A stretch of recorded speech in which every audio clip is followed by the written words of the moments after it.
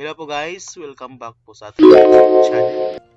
So in this video po guys ay ipapakita ko sa inyo yung setup kung paano po mag-trade. Okay, as you can see po ay andito po kayo sa aking trading terminal. Yan. Okay, so ito po yung balance natin. 1,586 US dollar. So ilan po yan? Pinta nga natin. 1,586 dollars times 57. Okay, so meron akong 90,000 na capital. Okay? So medyo malaki siya guys kasi gusto kasi nating kumita ng 1,000 pesos per day. In as much as 1,000 per day. Pero kung below 1,000 lang ay okay lang din naman. Okay, so kailangan kasi mas malaki yung kapital mo.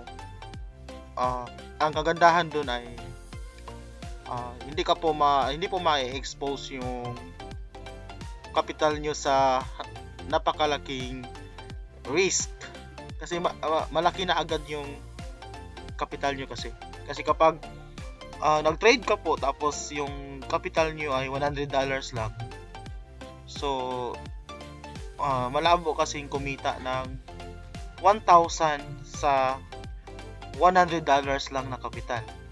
Pero kung yung capital mo ay nasa 100,000 ay syempre napaka-achievable yung 1,000 pesos in one day. Okay, kasi nasa 1% lang yun ng capital mo. Okay, so hanap po tayo ng entry guys. As of now nasa gold po tayo, gold to US dollar. So ang hinahanap ko lang naman dito guys ay yung pin bar. Okay, pin bar. Ano ba yung pin bar?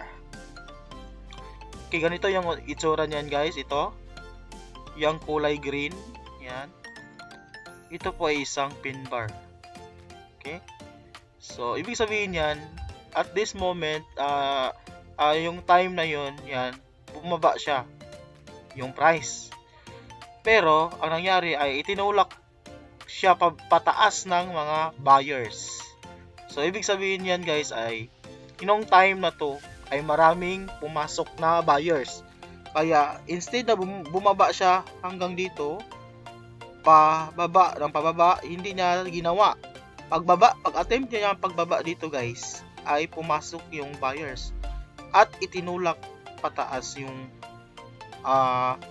price ng gold. Yan. Okay. Lagyan natin ng line. Yan. Nung time na yan.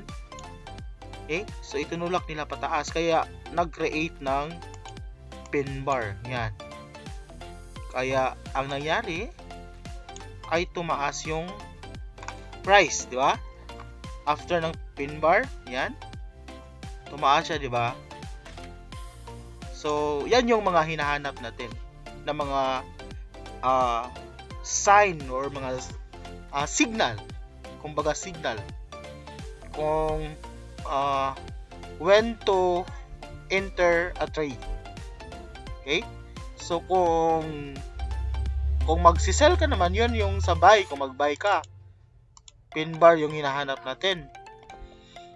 Kung magsi-sell ka naman, ang hinahanap natin ay yung pin bar din, pero bearish pin bar yung ginagamit natin, hinahanap natin. Ito kasi is bullish pin bar. Ibig sabihin, kapag na-create yung signal na to, ibig sabihin ay magbabay ka po kasi bullish pin bar. Kapag bearish pin bar naman, gaya nito, so ang gagawin nyo po ay mag-sell ka po. I-sell po ninyo yung gold. So as of now kasi guys, andito tayo ngayon. Ito. So ang nakikita ko ay wala pa kasing pin bar guys. Walang pin bar kaya hindi muna ako pumapasok sa market. So nag-o-observe lang muna ako ngayon. Okay, then meron din tayong aside from that guys, aside sa pin bar, meron din tayong isa pang signal. Ito yung stochastic. Yan. Kita niyo itong mga waves, mga lines na yan, lines and waves. So, yan, ito po yung signal din natin kung when to enter a trade. So, balik tayo dito sa na-create na pin bar. Yan. Lagyan natin ng line. Nung time na to, yung stochastic natin ay nandito. So, ibig sabihin, oversold na to. At, mayroon din tayong bullish pin bar na na-create at the same time. So, dalawang signal na. Okay. Hindi pa pala yan. Yung candle pala to. Pero, at the time na yan ay may oversold na nangyayari sa stochastic. Plus, the bullish pin bar.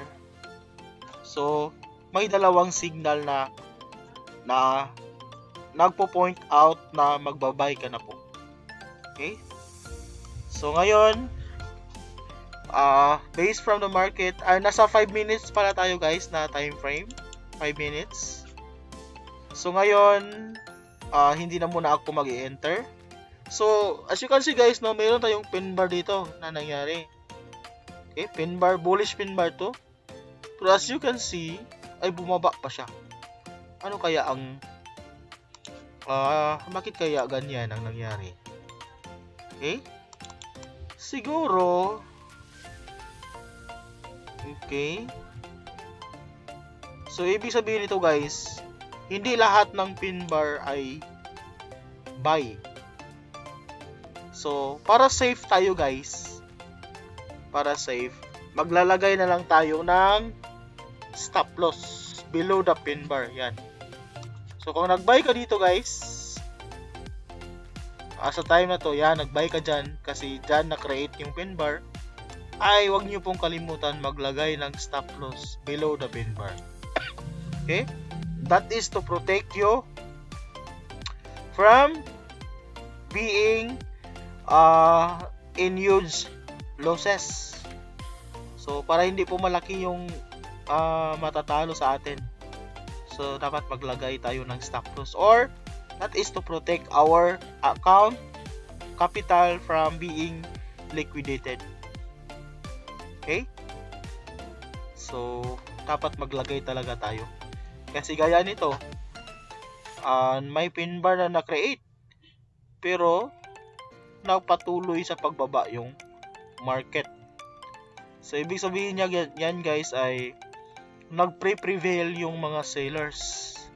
So na-push na dito ng mga buyers, pero sadyang napakaraming traders talaga ang nag-sell. Kaya sila yung nanaig. Kaya may bullish pin bar pero nanaig yung mga sellers. So dito tayo ngayon. Ano kaya yung gagawin niya?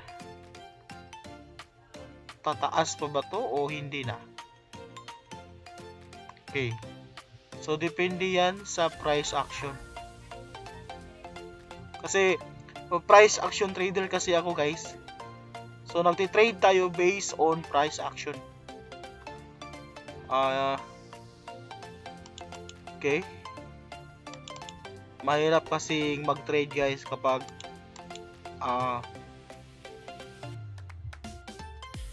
mahirap talagang mag-trade kung hindi tayo sumasabay sa price action. Mahirap din kasing mag-float ng trades. Add ka lang ng add ng trades.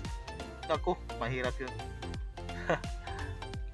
Example, nag-buy ka dito dahil sa pin bar. Tapos pagbaba na naman dito, nag-buy ka na naman. So So paano kung patuloy ang pag-drop niya? Yan. Hanggang dito. Bumaba pa siya hanggang dito. Siguradong malaki na po ang loss niyo dyan. Okay? So dapat talaga ay maglagay na lang ng stop loss. Hanap na lang ng ibang opportunity. Okay, so as of now guys ay hindi na muna tayo papasok sa market kasi wala pa namang signal. Okay? So I guess that's all. Then see you ulit po sa ating next video. Bye bye.